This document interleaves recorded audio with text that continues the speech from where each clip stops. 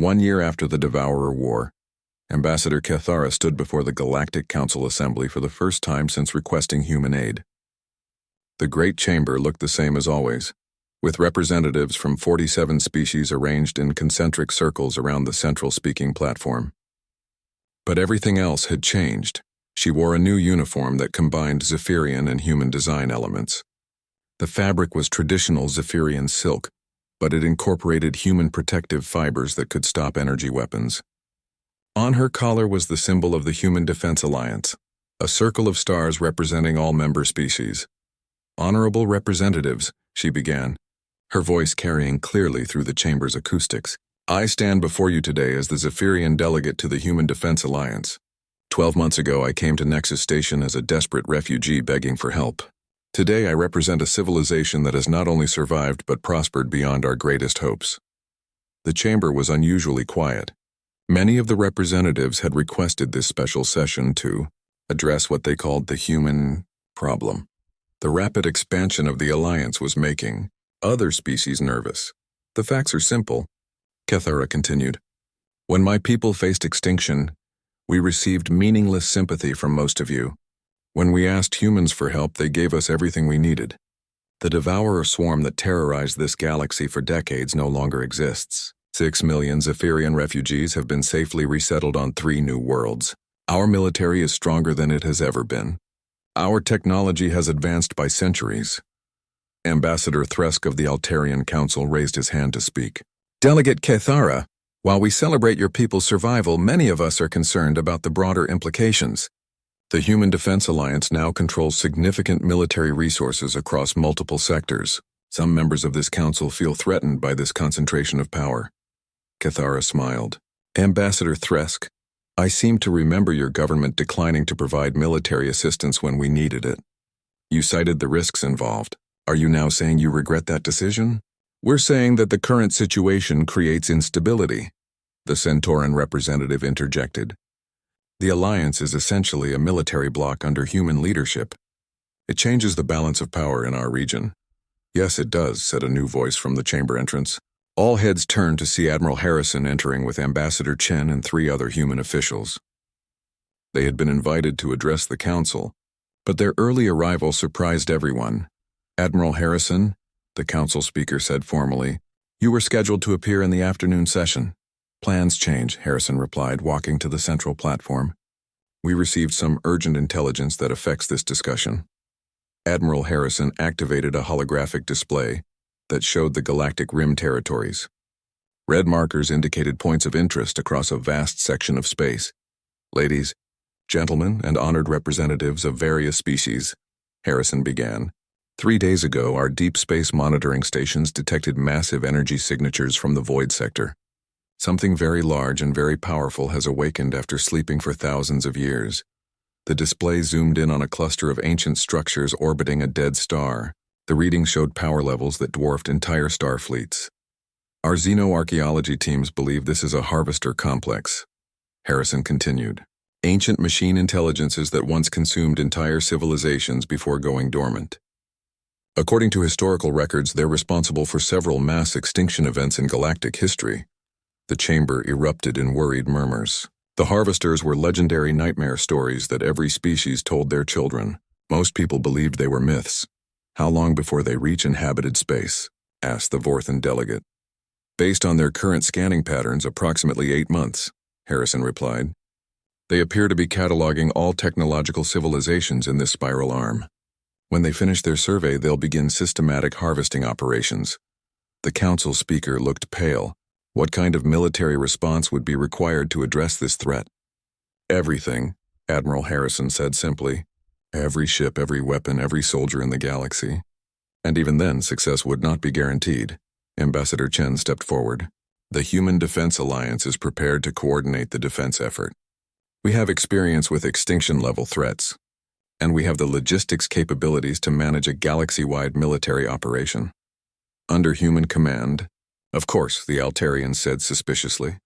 "Under competent command," Chen corrected. "We don't care about rank or species. We care about results." For the next 3 hours, the humans presented their analysis of the harvester threat and their proposed response.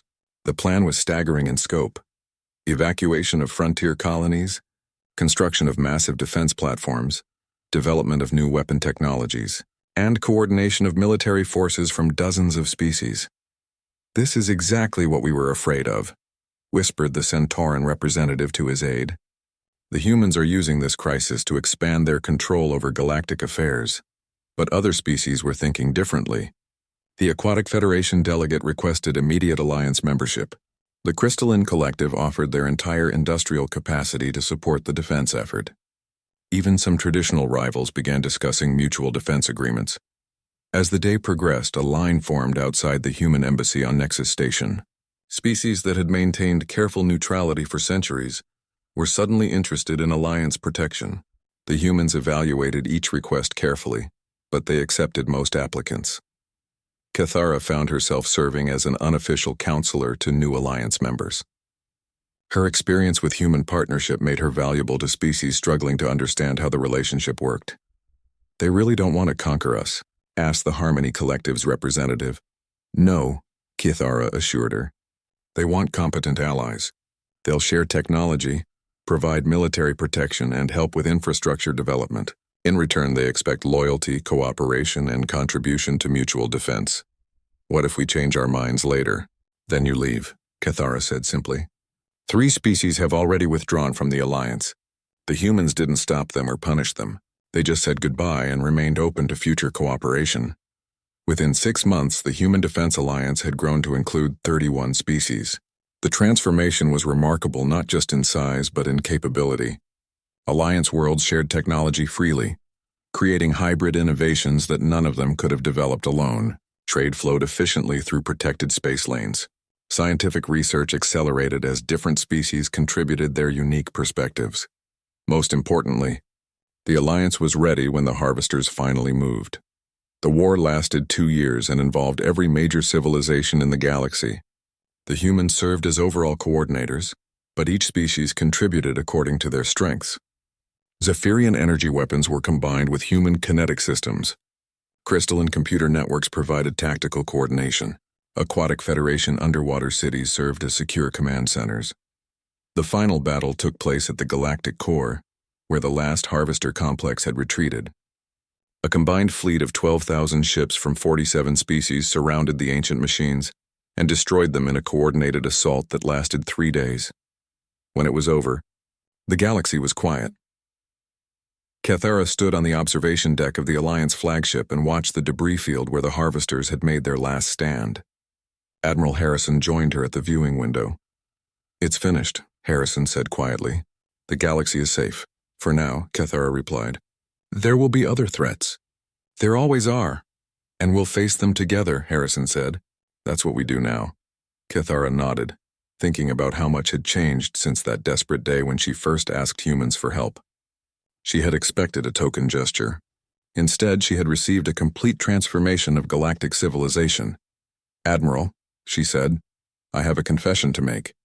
When I first requested aid from your government, I didn't think you understood galactic politics." Harrison smiled. "We didn't. We still don't, really." "Then how did you know what to do?" "Simple," Harrison replied. "When someone asks for help, you help them.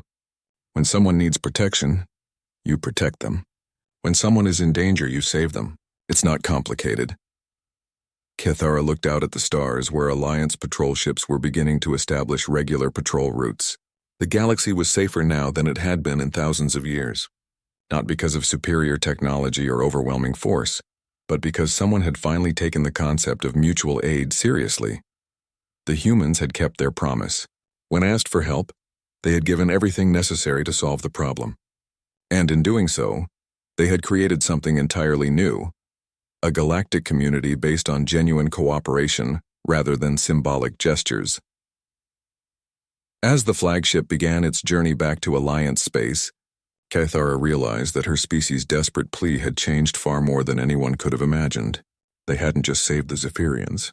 They had saved the entire galaxy, and all because humans actually meant what they said about helping their neighbors. 3 months after the destruction of the Devourer swarm, Ambassador Cathara walked through the rebuilt sections of Zephyr Prime's capital city. The construction was impressive, but it was also completely different from what had been there before. Human and Zephyrian workers labored side by side on buildings that combined both architectural styles. The new structures were stronger than the originals, designed to withstand attacks that might come from space. But they were also beautiful, incorporating the flowing artistic elements that Zephyrians loved. What surprised Cathara most was how normal this collaboration had become. Human engineers consulted with Zephyrian artists on every project. Zephyrian energy specialists worked with human technicians to create hybrid technologies neither species could have developed alone. Ambassador Cathara, a familiar voice called. She turned to see Admiral Harrison approaching with a tablet in her hands. The Admiral looked tired but satisfied. "Admiral," Cathara replied, "how are the refugee settlements progressing?" "Better than expected. We've successfully relocated 4 million civilians to the new colonies in the Kepler system. The temporary habitats are being converted to permanent cities. Your people seem to like the new worlds." Cathara nodded, but she felt troubled. This was the problem she was struggling to understand. The humans had done exactly what they promised. They had saved her people, defeated the Devourer swarm, and helped rebuild Zephyrian civilization. But the cost was becoming clear. "Admiral, I need to ask you something directly. What does your government want from us in the long term?" Harrison looked puzzled. "What do you mean?" "This level of assistance must come with expectations. Military bases, resource extraction rights, political control. Ambassador, we've been over this before. We want what any ally wants. Mutual cooperation, shared defense, and friendship." "But that's just it," Cathara said. "We're not the same species we were 6 months ago. Our military uses human weapons and tactics. Our technology is becoming hybrid human Zephyrian designs. Our young people are learning Earth languages. We're becoming something new." Admiral Harrison was quiet for a moment. "Are you saying that's a bad thing?" "I don't know," Cathara admitted. "My people are alive because of your help. We're safer and more prosperous than we've ever been, but we're also losing our independence." "You're not losing independence," Harrison said gently. "You're gaining partnership. There's a difference." That afternoon, Cathara attended a meeting with representatives from 7 other species. The news of humanity's victory over the Devourer swarm had spread across the galaxy, and everyone wanted to understand what it meant for galactic politics. The meeting was held in a neutral location on Nexus Station. Ambassador Chen represented humanity, along with a new human diplomat named David Park who specialized in military alliances. "Honorable colleagues," began Ambassador Thresk of the Altarian Council, "we're here to discuss the implications of recent events. The human intervention in Zephyrian space has created unprecedented changes in our regional security situation." "What kind of changes?" asked the Centauran representative. Chen answered directly. "The kind where genocidal threats get eliminated instead of ignored." The room fell silent. The other ambassadors looked uncomfortable. Finally, the Vorthan delegate spoke up. "Ambassador Chen, while we all appreciate the positive outcome, your government's methods have been quite dramatic. The level of military commitment was extraordinary." "It was necessary," Chen replied. "The Devourer swarm was a threat to everyone in this region. We eliminated that threat, but at what cost?" the Altarian asked. "Our intelligence reports suggest that human and Zephyrian societies are becoming increasingly integrated. Some of our analysts fear this represents a form of cultural conquest." Cathara felt obligated to speak. "Ambassador Thresk, I must object to that characterization. The humans have never forced any changes on us. Every integration has been voluntary and mutually beneficial." "Perhaps," the Altarian said carefully, "but the result is the same. The Zephyrian Confederation no longer exists as an independent entity. You've become part of a human alliance system." David Park leaned forward. "Ambassador Thresk, let me ask you something. When the Devourers were destroying Zephyrian colonies, did your government offer military assistance?" "We provided humanitarian aid and diplomatic support. Food packages and sympathy," Park said bluntly, "while an entire civilization was being murdered." "Direct military intervention carries enormous risks," the Centauran protested. "What if the Devourers had turned their attention to our worlds next?" "Then we would have helped you too," Chen said simply. "That's what allies do." The Vorthan ambassador looked thoughtful. "Ambassador Chen, hypothetically speaking, if another threat emerged that endangered Vorthan space, would your government respond with the same level of commitment?" "If you formally requested our assistance, yes." even though we've had limited diplomatic contact? Even though such an intervention might require significant human casualties? Yes, the word hung in the air like a challenge. Cathara could see the other ambassadors thinking carefully about what Chen had just said. For the first time in galactic history, a major military power was offering genuine mutual defense treaties. This is unprecedented, the Altarian whispered. It's also dangerous, the Centauran added. If everyone knows humans will respond to aid requests with total military commitment, it could destabilize the entire region. Weaker species might make requests they can't honor in return. Park smiled. Ambassador, we're not stupid. We evaluate every situation carefully. But when we commit to helping someone, we commit completely. Over the following weeks, the galaxy watched as other species began approaching humanity with various requests. The results were eye-opening. The Crystalline Collective, facing raiders in their outer territories, received a full human patrol squadron and advanced sensor networks. Within a month, the raider problem was completely eliminated. In return, the Crystallines shared their advanced crystallography knowledge, leading to breakthrough improvements in human computer technology. The Aquatic Federation, struggling with pollution in their home oceans, received human environmental restoration technology and expert teams. The cleanup project took 2 years, but it restored their world to pristine condition. The Federation responded by opening their advanced underwater cities to human researchers. Each successful partnership changed both species involved. Humans learned new technologies and gained new perspectives. Their partners received protection and resources, but also became part of a growing network of allied civilizations. Not every request was accepted. When the aggressive hegemony species asked for human help in conquering a neighboring system, they were flatly refused. When the Merchant Guild requested assistance in breaking trade agreements, the humans declined and suggested arbitration instead. Cathara began to understand the pattern. Humans would provide total support for legitimate defense needs and humanitarian crises, but they wouldn't help with conquest, oppression, or breaking existing agreements. 6 months after first requesting human aid, Cathara found herself serving as the Zephyrian representative to something called the Human Defense Alliance. 12 species had joined so far, all former recipients of human assistance. The alliance was unlike any organization in galactic history. Members weren't required to surrender sovereignty or pay tribute. Instead, they committed to mutual defense and shared technological development.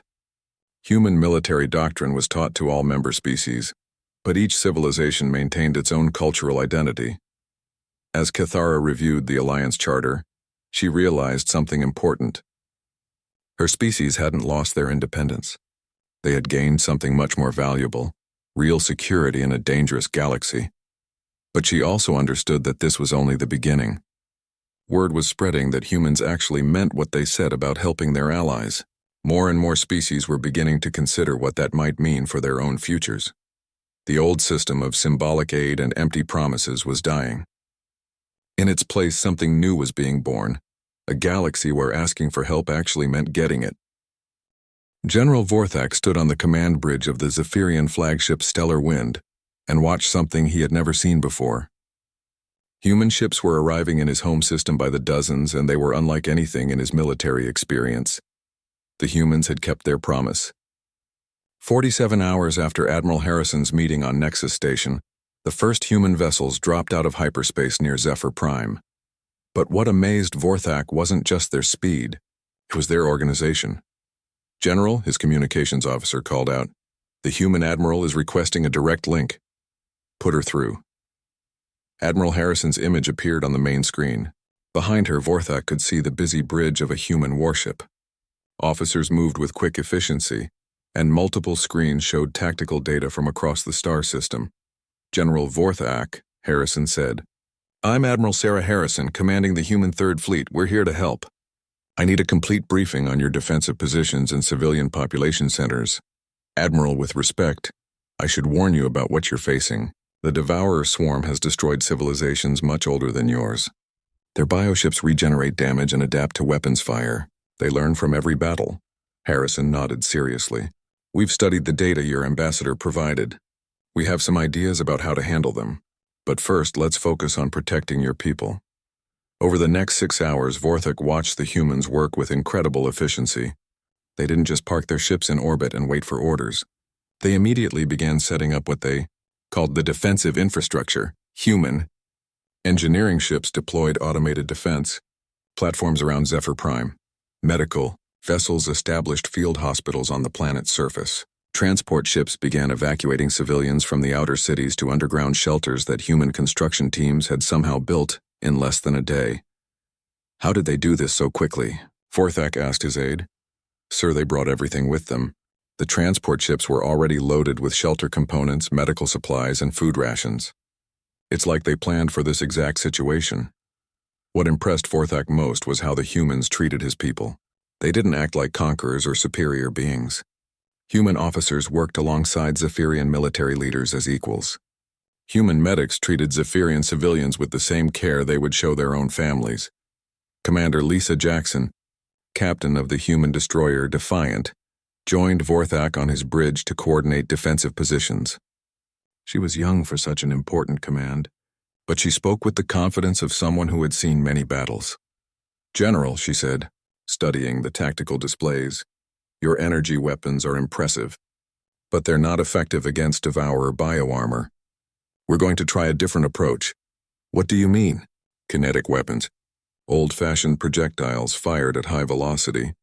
The Devourers have adapted to energy attacks, but their armor isn't designed to handle physical impacts. Vorthak frowned. Kinetic weapons are primitive technology. We abandoned them centuries ago. Sometimes primitive works better, Jackson said with a smile. We've also brought some other surprises.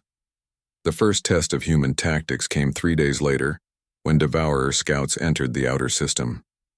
Vorthak expected the humans to form a traditional battle line and engage with long-range weapons like every other species did. Instead, the humans did something completely unexpected. Commander Jackson's destroyer launched dozens of small missiles that looked like standard ordnance. But when they reached the Devourer scouts, they didn't explode. They attached themselves to the bioship's hulls and began broadcasting electronic signals. What are those doing? Vorthak asked. Cyber warfare, Jackson explained. The Devourers use a hive mind communication system. We're jamming their signals and feeding them false information. On the tactical screen, Vorthak watched the Devourer scouts begin moving erratically. They started firing at empty space and colliding with each other.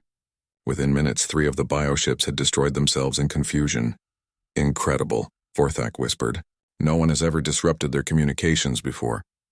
That's because no one tried the right method, Jackson said.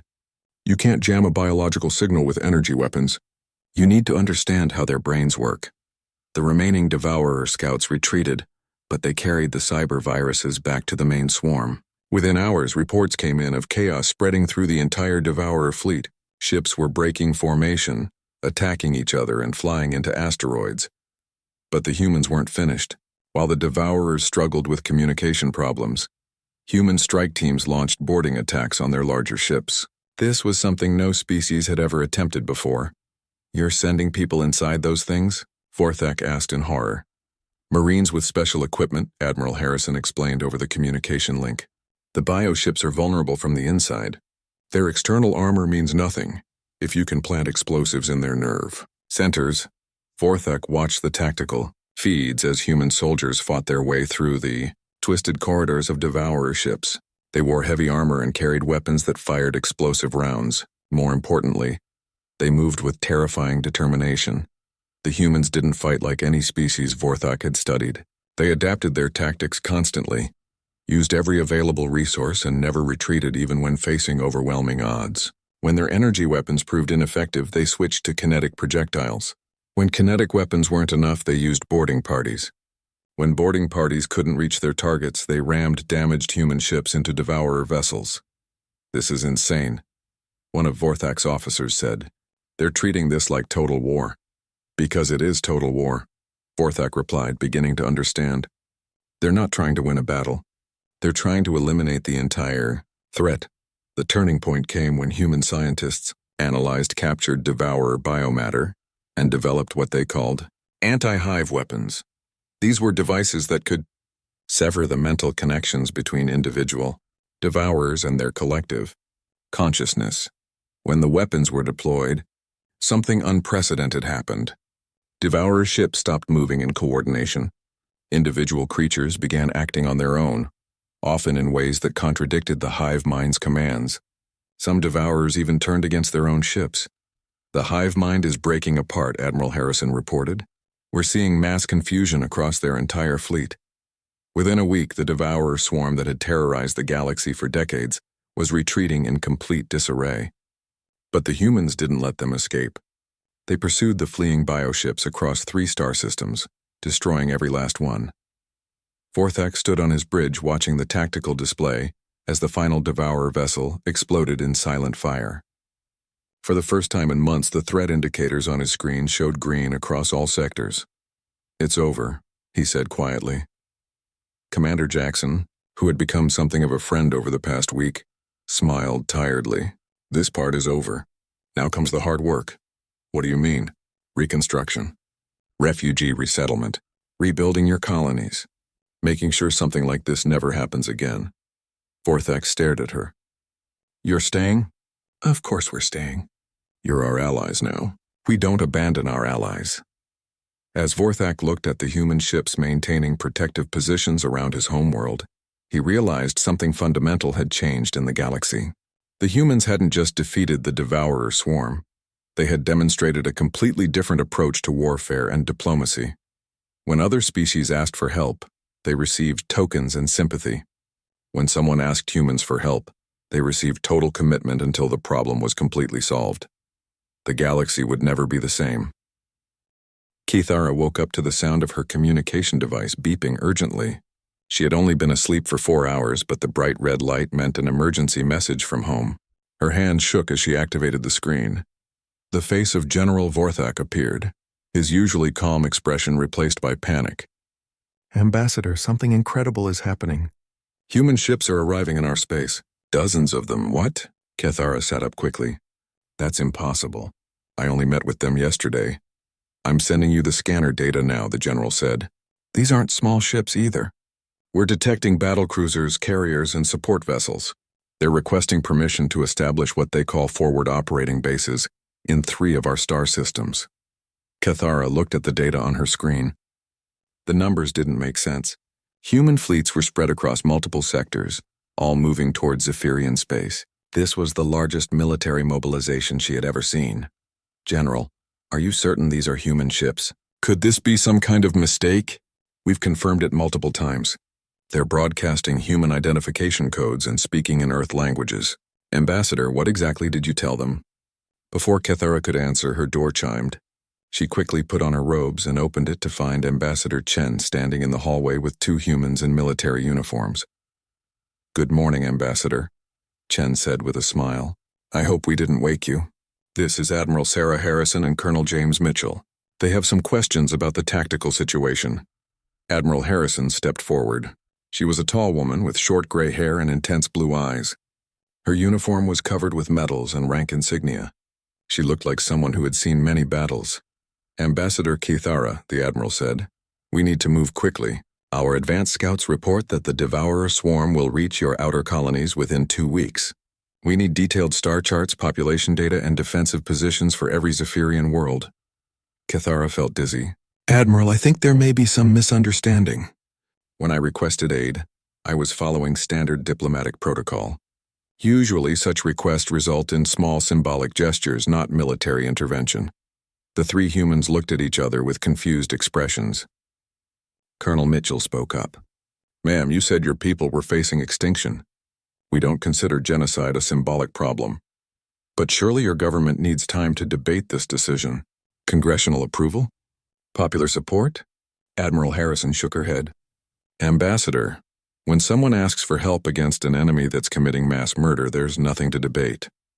The President activated our emergency response protocols 6 hours after receiving Ambassador Chen's report." Chen pulled out his tablet and showed her a document. "This is the official authorization from Earth. We're prepared to commit 3 full battle fleets plus humanitarian vessels, engineering corps, and medical teams. We estimate we can evacuate up to 50 million civilians if necessary."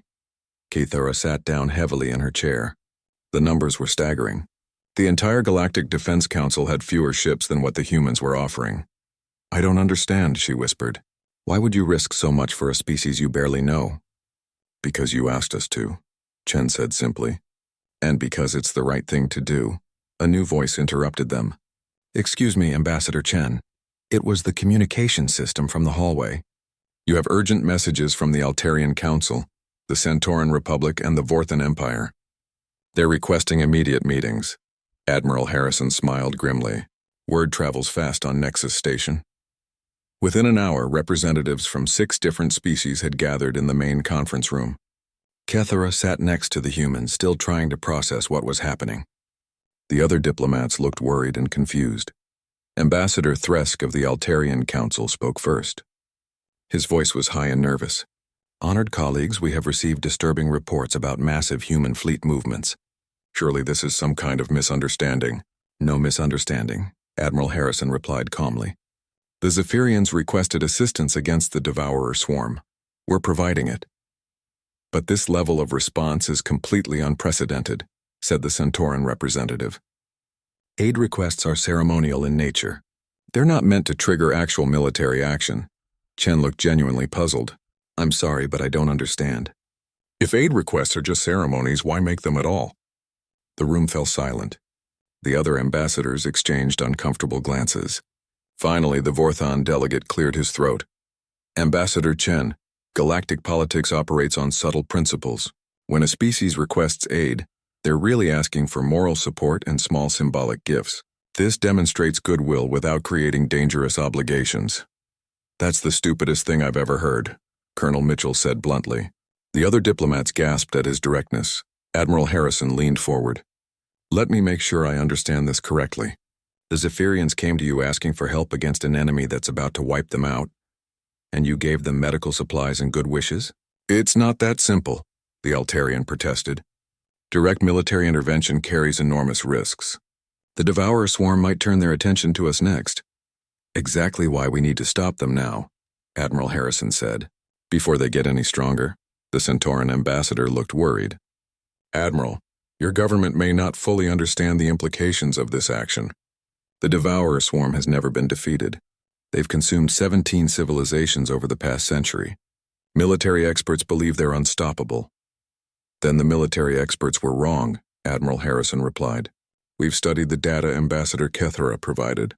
The Devourers use predictable tactics and have exploitable weaknesses. They're dangerous, but they're not invincible. For the next 2 hours, the human military officers explained their battle plans with calm confidence. They talked about establishing defensive perimeters, evacuating civilians, and conducting counterattacks against Devourer staging areas. They had already identified supply lines, communication networks, and strategic targets. Kethara listened in amazement as the humans discussed her people's survival, as if it were a technical problem to be solved. They weren't afraid of the Devourer swarm. They were planning to destroy it completely. The meeting ended with the other ambassadors looking stunned and worried. As they filed out, Kethara heard one of them whisper, "The humans don't understand galactic politics at all. This could change everything." After the room emptied, Admiral Harrison turned to Kethara. "Ambassador, I need you to contact your government immediately. We'll have advance units in Zephyrian space within 48 hours. We need to coordinate our efforts with your military leaders." "Admiral," Kethara said slowly, "I have to ask, what does your government expect in return for this assistance?" Harrison looked confused. "In return? We expect you to help us save your people. That's what allies do." As the humans left to continue their preparations, Kethara remained in the empty conference room. She thought about the other species who had turned her away with polite excuses. She thought about the human fleets racing across the galaxy to fight an enemy they had never encountered before. For the first time since the crisis began, Kethara actually believed her people might survive, but she was also beginning to realize that if the humans succeeded, the galaxy would never be the same again. The humans didn't just offer help. They offered everything, and they expected the same commitment in return. Kethara activated her communication device to contact her government. She had a lot of explaining to do. Ambassador Kethara walked through the long hallways of Nexus Station with heavy steps. Her blue skin looked pale under the bright lights, and her normally perfect robes were wrinkled from many sleepless nights. Behind her, 3 other Zephyrians followed quietly. They all carried the same worried look on their faces. Nexus Station was the biggest space station in the galaxy. Every important species had offices here. It was where diplomats came to make deals, sign treaties, and ask for help. Cathara had been here many times before, but never for something this serious. The Zephyrians were known across the galaxy as a proud people. They had beautiful cities that floated in the clouds of their home planet. Their technology could control energy in ways that amazed other species. For thousands of years they had been respected and admired by everyone. But now, everything was falling apart. The Devourer swarm had come to their star system 6 months ago. These creatures were like nothing anyone had ever seen before. They moved from planet to planet, eating everything they found. They consumed the land, the water, the air, and even the people. When they finished with a world, nothing was left except empty rock floating in space. Cathara had watched the reports come in from the outer colonies. Planet after planet went dark. Millions of her people had died or disappeared. The Zephyrian military tried to fight back, but their energy weapons barely scratched the Devourer ships. Their beautiful floating cities crashed to the ground one by one. Now the swarm was heading for Zephyr Prime, their homeworld. Cathara's government had sent her to Nexus Station with one mission: ask for help from anyone who would listen. She had already visited 12 different embassies. The conversations were always the same.